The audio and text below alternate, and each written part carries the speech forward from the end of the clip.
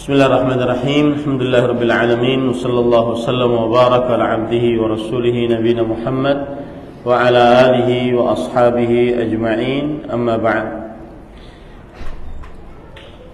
Alhamdulillah, kita bersyukur pada Allah Subhanahu wa taala yang sudah memudahkan kita untuk melaksanakan salat Isya secara berjamaah. Semoga seluruh amal ibadah kita diterima oleh Allah Subhanahu wa taala. Allahumma amin. Ahibati fillah, azanillahu wa iyyakum. Dosa besar yang ke-10 yang dianggap biasa, terutama di zaman sekarang. Dan saya ingin menekankan kata-kata dianggap biasa itu ada beberapa faktornya. Di antaranya yaitu banyaknya terjadi. Yang kedua adalah ya dianggap biasa, merasa dia tidak berat dosanya, tidak berat siksanya. Bahkan kadang-kadang saat membicarakan itu sudah dianggap biasa. Ya, ini mengapa kita katakan dianggap biasa. Dosa yang ke-10 yaitu perbuatan zina. Dan pengertian zina adalah, mohon maaf, masuknya kepala kemaluan laki-laki ke dalam farji perempuan. Itu dianggap zina. Apabila, dan ini bukan meremehkan dosa yang saya sebutkan sekarang, apabila bukan kekemaluan, maka bukan dianggap zina. Bukan dianggap zina, tetapi tetap dia termasuk daripada perbuatan fahisyah. Seperti memasukkan kemaluan ke dalam mulut, oral seks, atau ke dalam dubur, maka itu tidak dianggap zina yang diancam dengan siksa oleh Allah Subhanahu wa taala.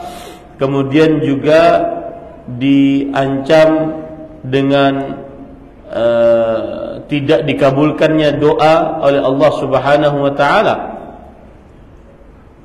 Tetapi itu tetap dosa yang keji.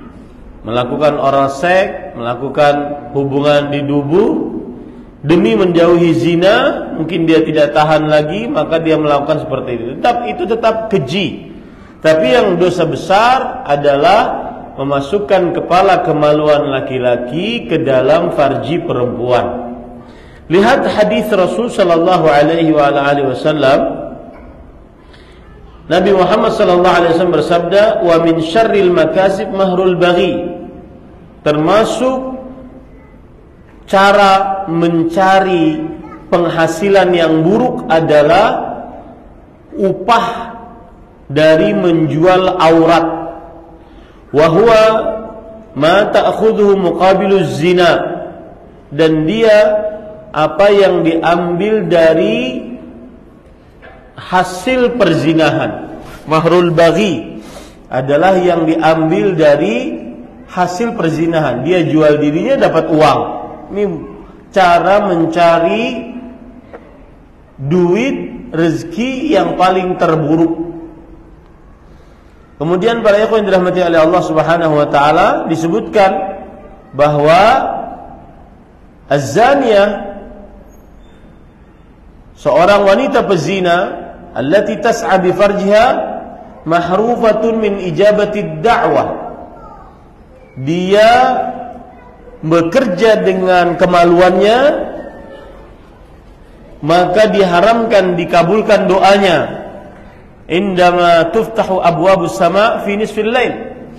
Ketika dibukakan pintu-pintu langit di pertengahan malam, waktu dikabulkannya doa di sepertiga malam terakhir atau di pertengahan malam.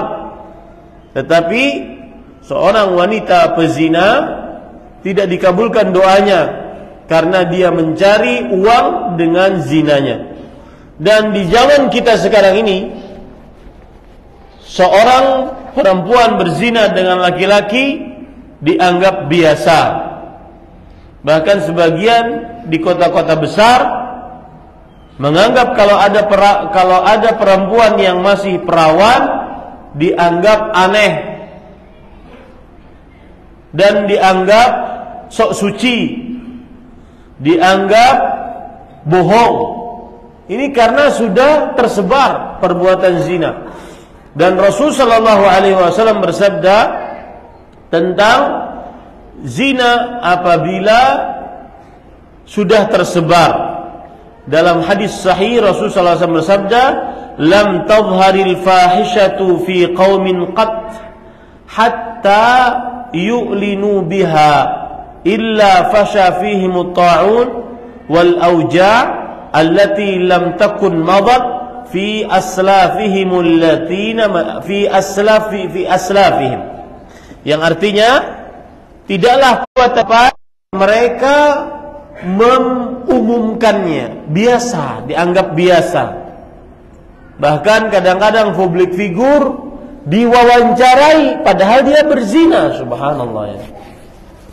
Wanita berzina, publik figur dianggap biasa saja, masih seperti biasa saja. Ini hati-hati nih, karena itu mendatangkan penyakit di tengah masyarakat.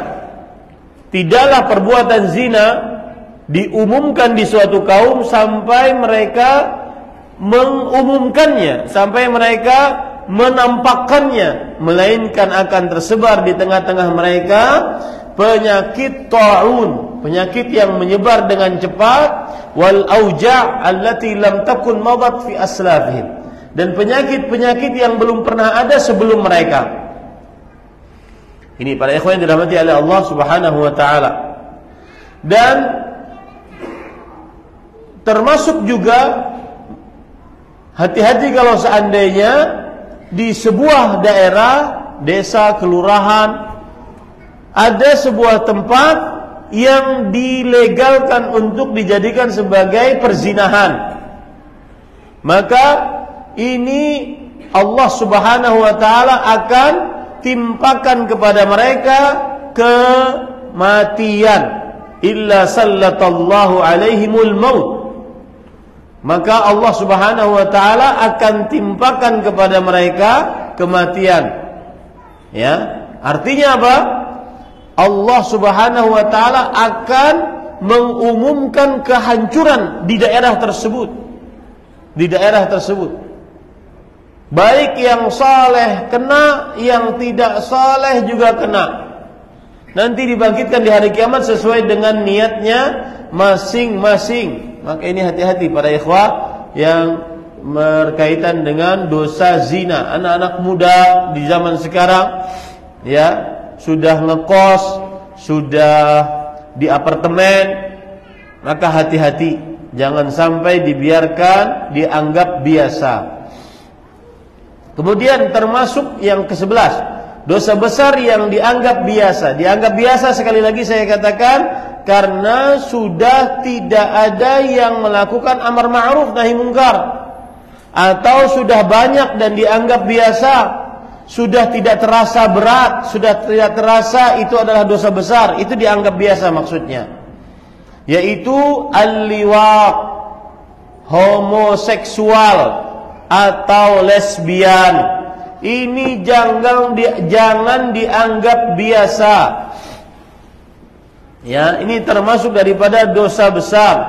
Dalam hadis, dalam ayat Allah Subhanahu wa taala berfirman dalam surah Al-Ankabut ayat 29, "Wa lutan idz qala liqaumihi innakum lata'tunal fahishah ma sabaqakum biha min ahadin minal alamin. Innakum lata'tunar rijal wa taqta'unas sabil wa ta'tuna fi nadikumul munkar."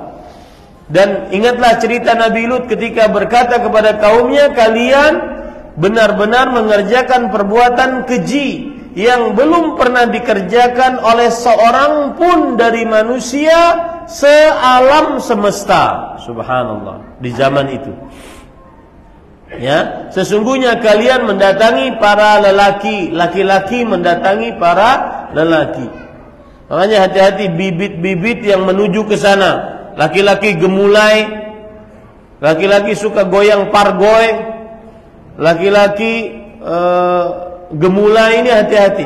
Itu bukan prestasi, itu adalah penyimpangan agama, dosa besar. Dan ingat, khusus untuk homoseksual ini adalah gerakan, bukan hanya sekedar orang suka kemudian dia kerjakan maksiat, ya sudah yang lain tidak. Enggak, ini gerakan orang-orang yang tidak bertanggung jawab untuk tersebarnya perbuatan ini. Hati-hati para ikhwan yang dirahmati oleh Allah. Hati-hati, lebih baik kita capek sebagai orang tua daripada kita kelak berurusan berat di hadapan Allah Subhanahu wa taala. Rasul sallallahu alaihi wasallam bersabda dalam hadis riwayat Imam Ahmad, "Man wajadtumuhu ya'malu 'amala qaumi Lut faqtulul fa'ila wal maf'ula bih." Siapa yang kalian dapati mengerjakan perbuatan kaum Nabi Lut, bunuh yang pura-pura jadi lakinya dan pura-pura jadi perempuannya.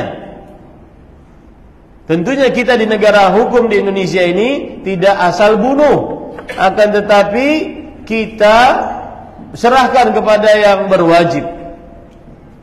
Ya, jangan asal bunuh. Akan tetapi hukum Islamnya seperti itu.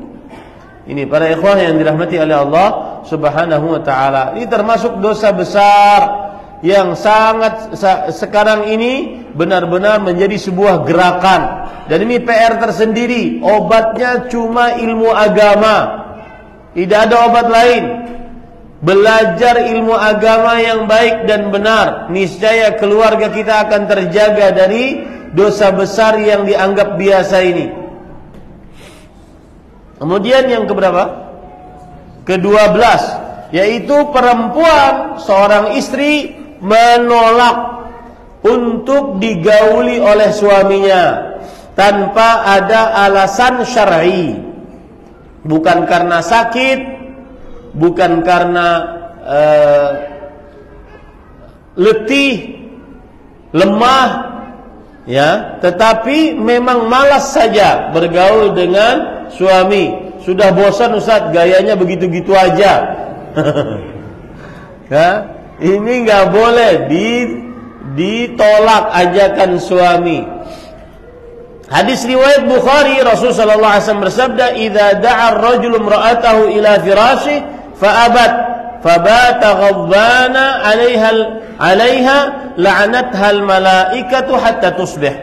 Jika seorang lelaki mengajak istrinya ke ranjangnya, lalu sang istri enggan, lalu sang suami malam itu dalam keadaan murka, marah kepada istrinya, maka pasti malaikat mendoakan laknat untuk istri tersebut sampai pagi. Sampai pagi. Ustadz, kalau yang diajak siang hari gimana? Dia nolak juga di siang hari, sedangkan hadisnya dilaknat sampai pagi. Berarti itu kan malam ajakannya. Kalau ajakannya siang termasuk juga enggak? Termasuk juga. Kenapa disebutkan malam di sini? Karena kebiasaan itu terjadi di malam hari. Tapi kalau seandainya ada di siang hari, serangan fajar, ya sudah. Kalau menolak berarti termasuk di dalamnya. Ustaz, kalau seandainya suaminya ridho, maksudnya tidak marah, diajak tapi nggak mau, suaminya nggak marah, maka jawabannya tidak masuk ke dalam hadis ini, karena disebutkan dalam hadis fabata ghadban, sang suami marah. Kalau tidak marah tidak mengapa, tapi biasanya laki-laki memang tidak menampakkan kemarahan. Daripada kamu tidak mau, maka kita mencari yang lain yang mau. Nah, ini hati-hati para ikhwah. Bahkan subhanallah, ada hadis Rasul sallallahu alaihi wasallam yang berbunyi, "Falta'tihi wa in kanat 'ala tannur." Jika seorang istri diajak melayani suaminya oleh sang suami, maka datangilah. Terimalah ajakannya tersebut meskipun sedang memanggang roti. Memanggang roti tidak bisa ditinggal. Kalau ditinggal gosong. Maka para ulama mengatakan talful mal ashalu min wuqu'iz zawj fi zina. Biarkan gosong rotinya gosong roti, hancurnya harta itu lebih ringan dibandingkan terperosoknya suami ke dalam perbuatan zina. Karena kalau seandainya yang halal tidak mau melayaninya, maka dia akan mencari yang haram. Bahkan dalam riwayat yang lain, riwayat yang sahih, riwayat Imam Ibn Hibban dan yang lainnya, Rasulullah SAW bersabda, La tu'addil mar'atu haqqa rabbiha hatta tu'addiya haqqa zawjiha. Seorang istri tidak sempurna melaksanakan hak-hak Allah sampai dia sempurna melaksanakan hak-hak suami. Kemudian Rasulullah SAW bersabda, Idza da'a ar-rajulu imra'atahu ila firashihi falta'tihi wa in kana 'ala qatab. Jika seorang suami mengajak istrinya untuk bergaul, maka layanilah meskipun di atas qatab. Apa itu qatab? Ada dua tafsirannya. Qatab adalah tempat duduk seorang perempuan di atas onta. Ini kadang laki-laki kan dia imajinasinya tinggi. Pas sang istri di atas onta, kayaknya enak nih. Itu gauli, layani. Ya. Itu penafsiran yang pertama. Penafsiran yang kedua, dan ini disebutkan oleh para ulama. Penafsiran yang kedua, qatab adalah tempat duduk perempuan yang ingin melahirkan, khusus di Arab. Jadi kalau ingin melahirkan, maka dia duduk di tempat duduk tersebut. Bagi suami yang pernah menemani istrinya melahirkan, dia akan tahu bagaimana bentuk istrinya kalau mau melahirkan. Dia rebahan, kemudian pahanya diangkat agar bisa keluar bayinya. Mungkin terlihat oleh suaminya, maka dia ingin dalam keadaan si bayi keluar, mau keluar. Yang satu mau keluar, yang satu mau masuk. Itu layani. Ibu-ibu, hati-hati ibu-ibu. Ya, sekarang di luar banyak saingan, jangan macam-macam. Ya, ini termasuk dosa besar yang dianggap biasa sekarang.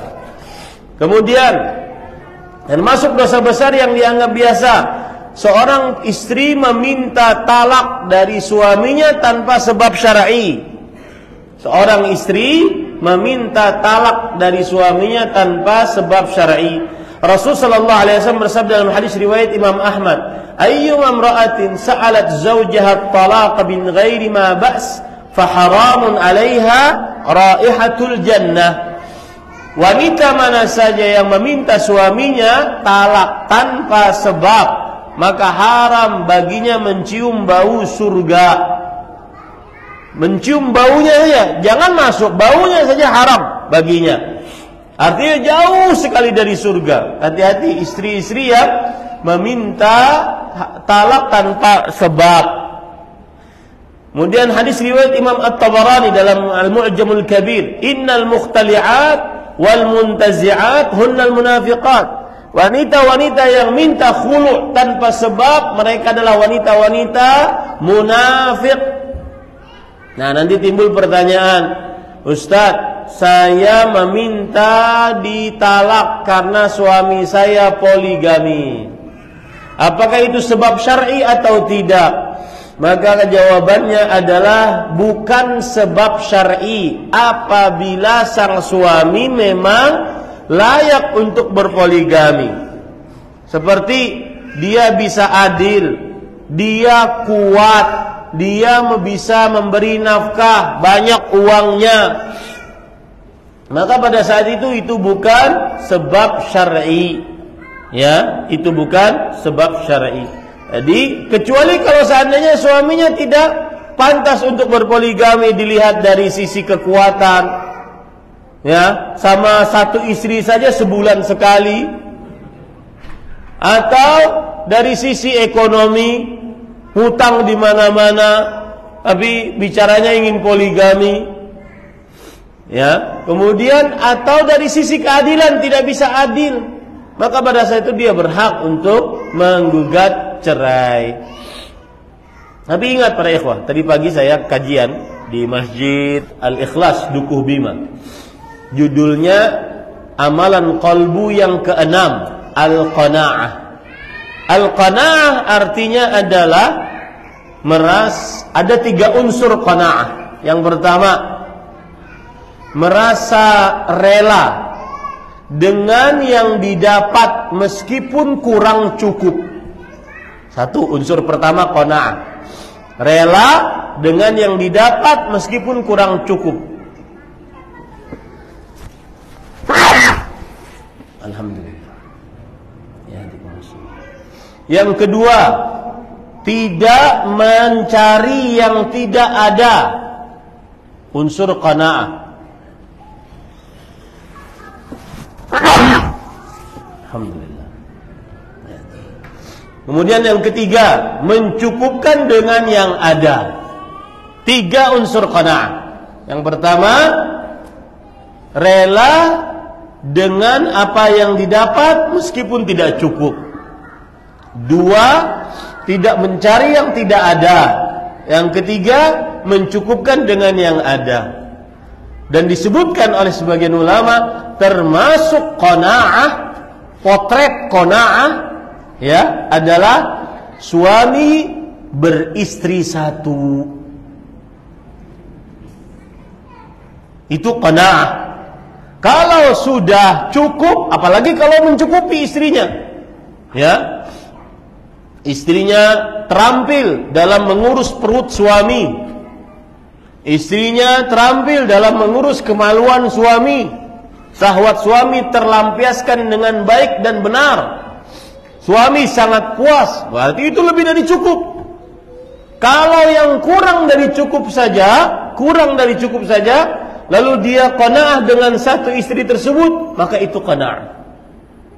Ya, qanaah merasa cukup, rela dengan apa yang didapat walau kurang dari cukup.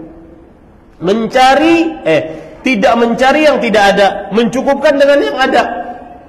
Ustaz, sebenarnya pengen yang lebih daripada yang sekarang, tapi ya itulah sudah takdirnya, biarkan aja deh Ustaz. Nah, itu rela tuh. Ya, saya sebenarnya ingin yang tinggi semampai putih, ya, nah, itu tiang listrik. Maka para ikhwah, termasuk seorang suami tidak berpoligami itu qanaah. Nah, itu bisa dijadikan nanti sebagai senjata bagi para ibu-ibu. Ingat tuh, kata Ustaz Ahmad, qanaah. Ya, baik. Kemudian para ikhwan yang dirahmati oleh Allah Subhanahu wa taala, termasuk dari dosa yang dianggap biasa adalah menggauli istri di kemaluannya saat haid. Ini dosa besar. Dalam hadis riwayat Imam Tirmidzi, Rasul sallallahu alaihi wasallam bersabda, "Man ata haidan aw imra'atan fi duburiha aw kahinan faqad kafara bima unzila ala Muhammad." Subhanallah, ini berat.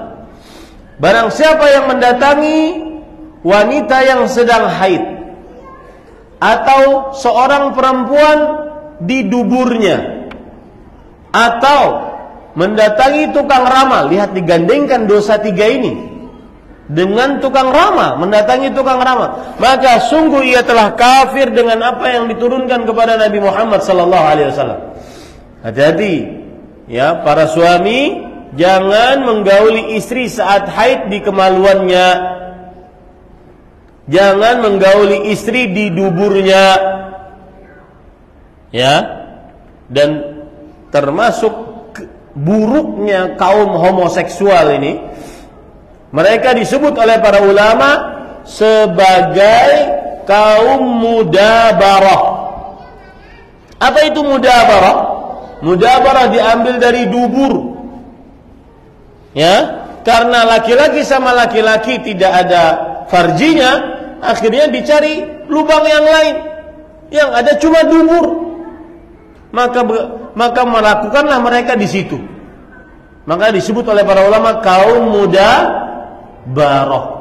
Dan subhanallah ya, Itulah bisikan iblis dan syaitan. Ada yang bersih lezat, cari yang kotor. Subhanallah. Ini hati-hati para ikhwah. Anak-anak kita laki-laki jangan sampai terkena penyakit ini. Kemudian termasuk dari kebiasaan, termasuk dari dosa besar yang dianggap biasa adalah al-khalwat, berdua-duaan dengan perempuan yang bukan mahram. Hati-hati ini, terutama para perempuan yang bekerja di luar rumah. Ya, jangan sampai berdua-duaan, itu dosa besar. Dalam hadis riwayat Tirmidzi, Rasul sallallahu alaihi wasallam bersabda, "La yakhluwanna rajulun bimra'ah illa kana thalithuhuma syaitan." Tidaklah seorang laki-laki berdua-duaan dengan perempuan kecuali ketiganya adalah syaitan. Ini para ikhwan yang dirahmati oleh Allah, tidak diperbolehkan berdua-duaan. Dan saya pesan, kita di zaman media sosial tidak boleh menyebarkan orang tertangkap berdua-duaan. Banyak nggak di media sosial itu? Ya, ada anak-anak muda SMP, SMA, kemudian pergi ke kebun, kemudian disorot. Entah itu dikondisikan atau memang tertangkap kamera tidak sengaja. Nggak boleh disebar. Itu namanya dosa besar juga. Ya, ini yang keberapa sekarang nih? 13. 16. Yang termasuk dosa besar juga adalah menyebarkan video-video di zaman sekarang yang berbau syahwat. Termasuk di dalamnya yang ketangkap perempuan laki-laki belum nikah, kemudian di semak-semak, ya, di samping sawah, lagi berdua-duaan, entah ngapain, itu tidak boleh disebar. Dosa besar, termasuk diancam siksa. Innal ladzina yuhibbuna an tashi'al fahishatu fil ladzina amanu lahum adzabun alimun fid dunya wal akhirah. Yang artinya sesungguhnya orang-orang yang menginginkan untuk tersebarnya perbuatan fahisyah di tengah orang-orang yang beriman.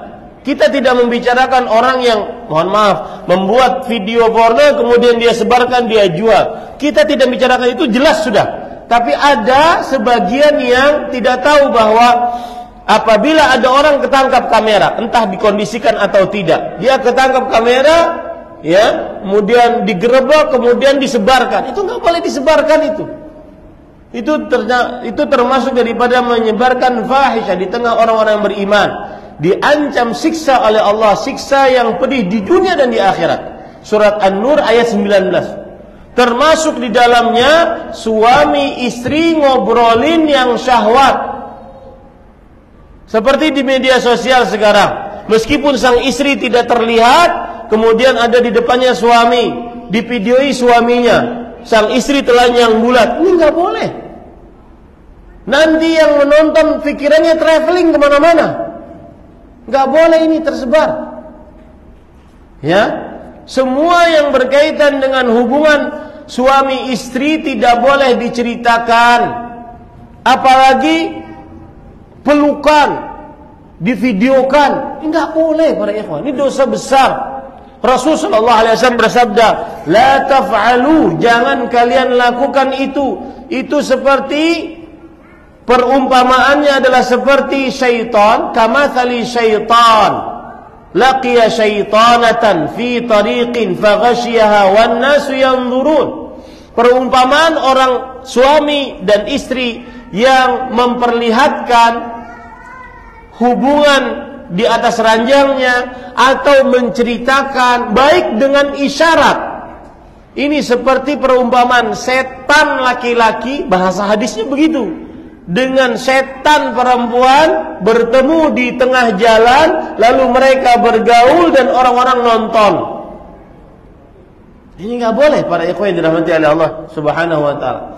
Termasuk di dalamnya kadang-kadang terlihat wanita-wanita bercadar memperlihatkan kemesraannya dengan suaminya. Nggak boleh. Ini ajaran dari mana? Harus dinasihati yang seperti ini.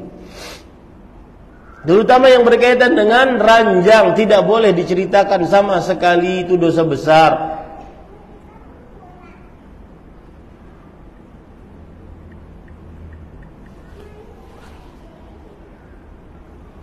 Itu disebutkan oleh Rasulullah sallallahu alaihi wasallam di dalam hadis yang diriwayatkan oleh Imam Asyuti dalam kitabnya Al-Jami' As-Saghir. Kemudian juga oleh Imam At-Tabarani. Jadi hadisnya sahih, tidak ada keraguan di dalamnya. Ya, hati-hati. Yang ke-17, para ikhwan yang dirahmati oleh Allah, termasuk daripada dosa besar adalah seorang perempuan bersalaman dengan laki-laki yang bukan mahram. Ini dosa besar. Dalam hadis riwayat Imam At-Tabarani, Rasulullah sallallahu alaihi wasallam bersabda, "La an yut'ana fi ra'si ahadikum bimakhitin min hadid khairul lahu min an yamassa imra'atan la tahillu lah." Sungguh seseorang ditancapkan paku di kepalanya dari besi lebih baik untuknya daripada bersentuhan dengan perempuan yang tidak halal untuknya. Dan termasuk di dalamnya adalah ruqyah. Meskipun pakai sarung tangannya hitam lagi gaya-gayaan. Ya, nggak boleh nyentuh. Rasulullah SAW bersabda, "Inni la usafihun nisa." Aku tidak bersalaman dengan perempuan. Aisyah radhiyallahu anha bercerita, "Ma massat yadu Rasulillah sallallahu alaihi wasallam yada imra'atin qad illa imra'atan yamlikuha." Tangan Rasulullah SAW tidak pernah menyentuh perempuan siapapun kecuali perempuan yang dia miliki, istrinya atau budaknya. Tidak boleh menyentuh perempuan yang bukan mahramnya. Kadang seorang ibu-ibu ingin salaman dengan ustadznya pakai surban, kemudian di belakang surban, nggak boleh. Ya, tidak boleh para ikhwan yang dirahmati oleh Allah Subhanahu wa taala. Kemudian dosa yang dianggap biasa yang ke-18, seorang perempuan keluar rumah ataupun bukan hanya keluar rumah, tetapi di dalam rumah, tetapi di hadapan laki-laki yang bukan mahramnya, dalam keadaan memakai minyak wangi tercium oleh laki-laki yang bukan mahramnya tersebut. Itu adalah dosa besar. Ya, coba bayangkan sekarang berapa banyak yang mengerjakan ini. Tidaklah perempuan keluar kecuali memakai minyak wangi di sebagian perempuan di zaman sekarang. Dalam hadis riwayat Imam Ahmad, Rasul sallallahu alaihi wasallam bersabda, "Ayyuma imra'ah ista'tarat thumma marrat 'ala al-qaum liyajidu rihaha fahiya zaniyah."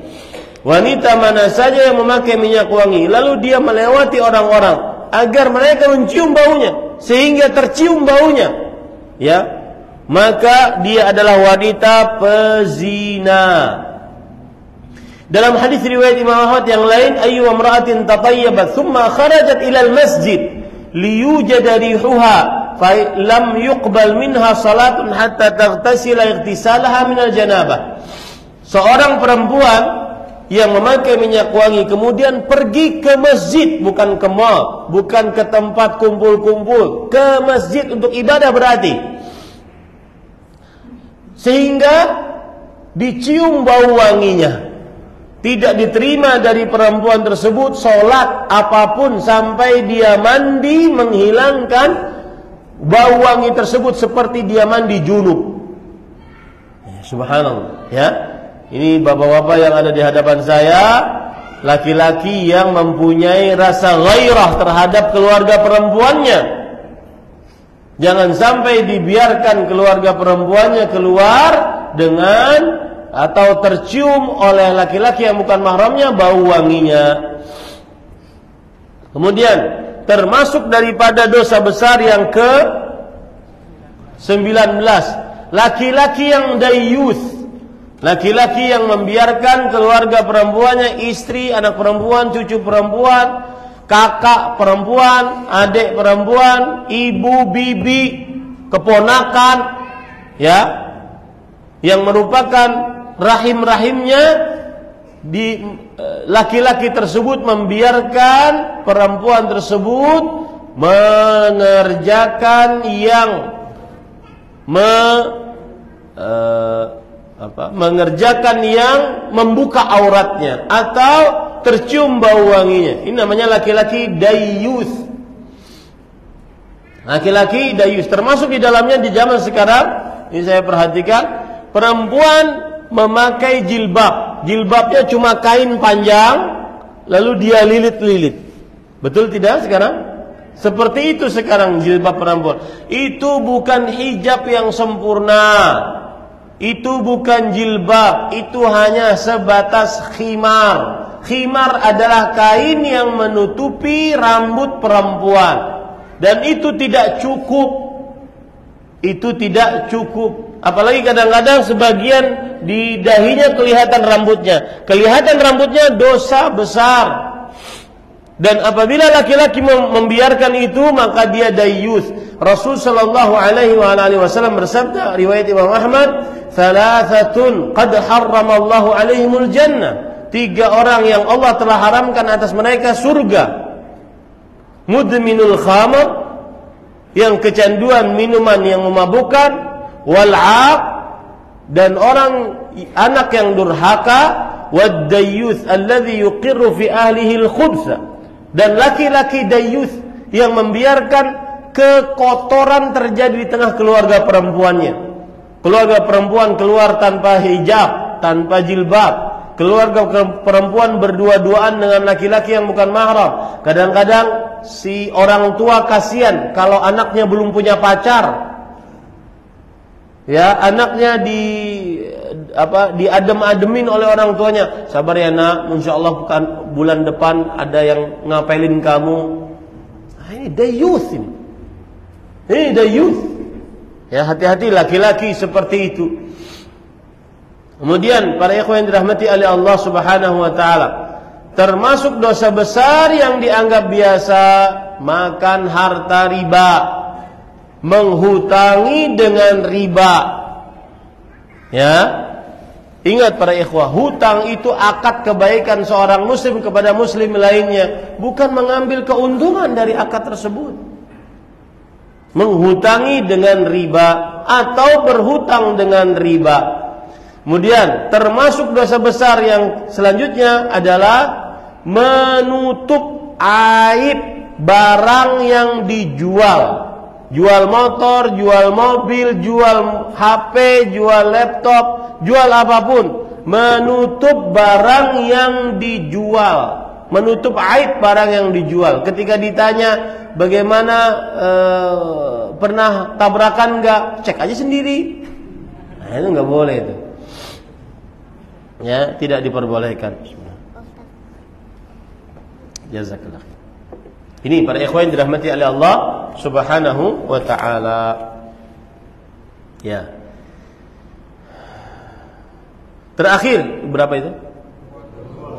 22, ya. Kita berhenti pada angka 23. Biar berhenti pada angka yang ganjil, nanti kita lanjutkan pada bulan depan kalau memang diinginkan. Termasuk di dalamnya adalah jual beli setelah adzan kedua di hari Jumat. Bagi laki-laki yang diwajibkan untuk sholat Jumat, ini dosa besar. Para ikhwah yang dirahmati oleh Allah Subhanahu wa taala, ini dosa besar. Ya, jual beli setelah adzan kedua di hari Jumat bagi laki-laki yang diwajibkan sholat Jumat. Karena Allah berfirman, "Ya ayyuhalladzina amanu idza nudiya lis-salati min yaumil jum'ati fas'au ila dzikrillah wa dzarul bai'." Hai orang-orang beriman, jika dikumandangkan azan untuk salat di hari Jumat, maka pergilah ke masjid dan tinggalkanlah jual beli. Termasuk di dalamnya yang ke-23, judi, slot. Ya, atau judi jenis apapun. Ini termasuk daripada, tadi saya lupa tentang riba tadi, termasuk yang terjadi zaman sekarang adalah pinjol, pinjaman online. Itu riba. Dan hartanya tidak akan pernah datang berkah. Apalagi subhanallah, pinjol ya untuk berzina. Pinjol untuk naik klub malam. Pinjol untuk minum khamar. ini dua dosanya. Pinjolnya dosa besar karena riba, kemudian melakukan maksiat yang riba, melakukan maksiat yang dosa besar juga. Dan itu yang nampak di dalam media-media sosial kita. Nah, ini para ikhwan yang dirahmati oleh Allah Subhanahu wa taala. Jadi termasuk daripada dosa besar yang ke-23 adalah main judi. Nah, itu yang bisa disampaikan pada kesempatan kali ini. InsyaAllah ta'ala kita lanjutkan pada pertemuan yang akan datang. Berhenti pada dosa besar yang ke-23 yang dianggap biasa oleh manusia. Wallahu a'lam. Sallallahu nabiyana Muhammad walhamdulillahi rabbil alamin. Ya. Bolehkah seorang anak atau pemuda ABG naksir atau menyukai anak perempuan ABG walaupun tidak sepengetahuan si perempuan? Jika tidak boleh, apa solusinya? Naksir boleh. Ya, menyukai seorang perempuan boleh, bahkan itu berarti dia normal.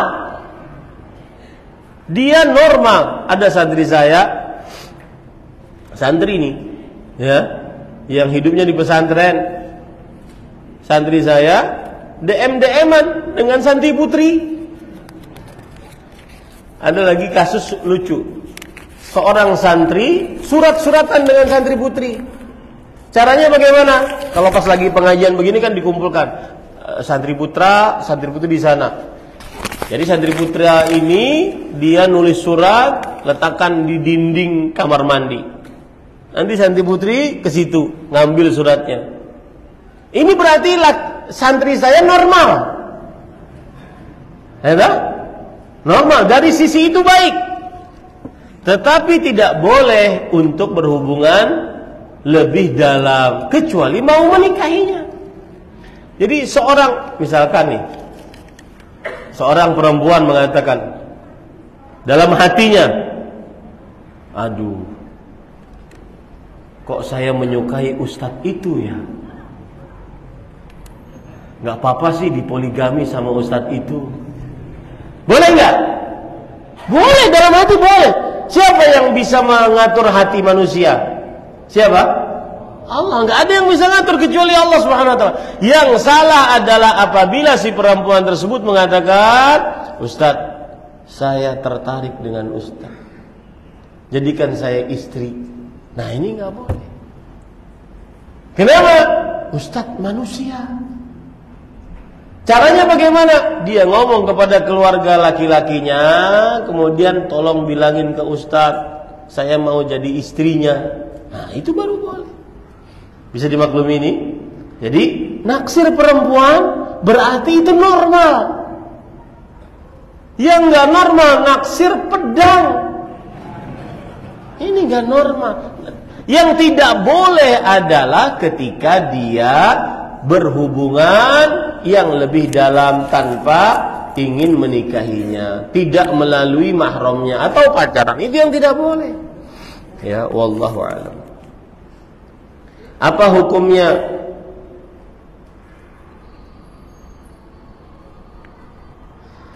hukumnya membaca mungkin manaqib Syekh Abdul Qadir Al-Jilani dan berjanji, kebetulan keluarga saya akan mengadakan. Bagaimana sikap saya jika disuruh membantu acara tersebut? Sebenarnya begini, dudukan dulu permasalahannya. Apa yang disebut dengan membaca manaqib? Membaca sejarah. Membaca sejarah Syekh Abdul Qadir Al-Jilani. Sebenarnya tidak mengapa. Tetapi ketika ada keyakinan tertentu, membaca sejarah wali fulan, maka akan mendatangkan rezeki, hajat kabul. Membaca kasidah ini dan itu selama 40 kali, maka akan lancar rezekinya. Nah, ketika ada keyakinan keutamaan seperti ini yang memerlukan dalil. Bisa dimaklumi ini para ikhwah. Jadi membaca sejarah tidak mengapa. Tapi yang terjadi di tengah masyarakat adalah membaca sejarah kadang-kadang berbahasa Arab tidak dipahami apa yang dibaca. Hanya sekedar ritual pembacaan dengan keyakinan bahwa kalau membaca itu maka akan mendatangkan rezeki, hajat kabul, hutang dilunaskan, kemudian jodoh didapatkan, pekerjaan lancar dan seterusnya. Nah, ini tidak boleh keyakinan tersebut. Ya, keyakinan tersebut tidak diperbolehkan. Kenapa? Karena pembacaan manakib itu kan ada jauh sepeninggal Rasul sallallahu alaihi wasallam. Lalu dari mana keutamaan itu datang? Mana dalilnya dari hadis Rasul ataupun ayat Al-Qur'an? Bisa dimaklumi ini para ikhwah. Jadi kalau sekedar membacakan sejarah para ulama tidak mengapa. Sebagaimana kita membaca sejarah Abu Bakar, sejarah Umar, sejarah Utsman, sejarah Ali bin Abi Thalib radhiyallahu anhu. Tapi ketika ada keyakinan dengan membaca ini maka akan kabul hajat, lancar rezeki, hutang terlunaskan. Ini perlu dalil dan tidak ada dalil. Wallahu a'lam. Istri sama mertua dulu mendaftar haji sebelum menikah. Sekarang sudah ada panggilan untuk haji tahun ini. Mertua ada mahram dari menantu beliau yang lain, sedangkan istri tidak berangkat dengan mahram. Sedangkan saya alhamdulillah sudah haji tahun 2014 sebelum kami menikah. Sekarang keadaan kami di sini nggak ada saudara perempuan, sedangkan kami punya anak 3 orang dengan 1 orang masih bayi. Kalau istri berangkat haji tahun ini dengan mertua, sedangkan anak kami baru berumur 8 bulan, pas jadwal keberangkatan jadi masih menyusui dengan ASI.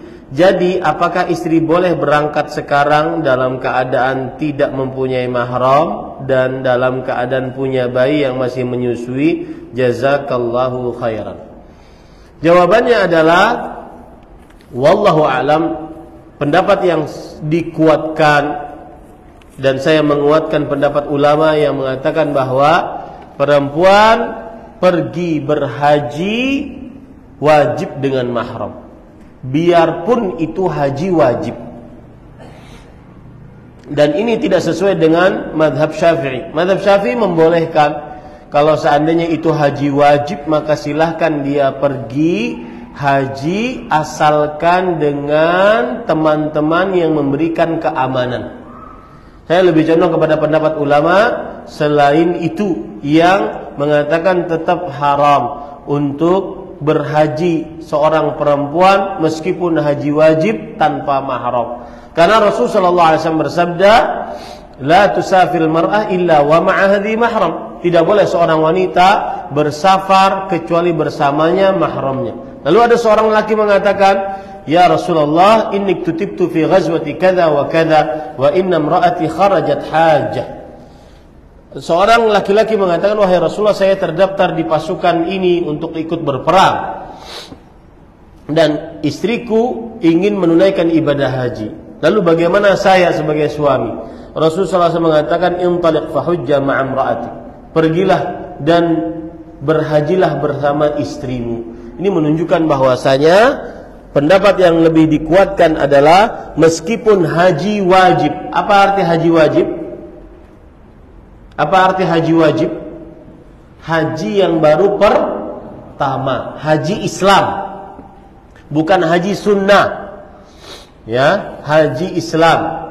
Meskipun haji wajib maka tetap diwajibkan dengan mahramnya. Lalu bagaimana Ustaz solusinya? Wallahu alam, cari biaya agar bisa memahrami istrinya. Ya, agar bisa memahrami istrinya. Karena berat para ikhwan membiarkan istri berhaji atau bersafar, apalagi ini kalau seandainya reguler 40 hari. Ya, tanpa mahram, berat para ikhwan. Berat. Kalau seandainya ada apa-apa di jalan, ya, berat. Maka pendapat yang lebih dikuatkan wallahu alam, meskipun haji wajib, haji Islam tetap dengan mahram. Ustadz, kalau seandainya itu kan sayang Ustadz dibuang karena sudah dapat panggilan sekarang, maka kita katakan bisa diundur. Satu. Yang kedua, kalaupun tidak bisa akhirnya berhaji, maka tidak dimintai pertanggungjawaban di akhirat. Kenapa? Karena tidak mencukupi syarat kemampuan. Syarat wajibnya haji bagi seorang perempuan adalah adanya mahar. Begitu cara berpikirnya, bukan dengan perasaan sayang Ustaz. Agama bukan dengan sayang-sayangan, tetapi agama dengan dari batasan-batasan dari Al-Quran atau hadis Rasul Sallallahu Alaihi Wasallam. Nah, ada lagi? Cukup? Ini yang bisa disampaikan. Kita cukupkan dengan kafaratul majlis. Subhanakallahumma hamdik, asyhadu an la ilaha illa anta, astaghfiruka wa atubu ilaik. Wa sallallahu nabiyana Muhammad walhamdulillahi rabbil alamin. Wassalamu alaikum warahmatullahi wabarakatuh.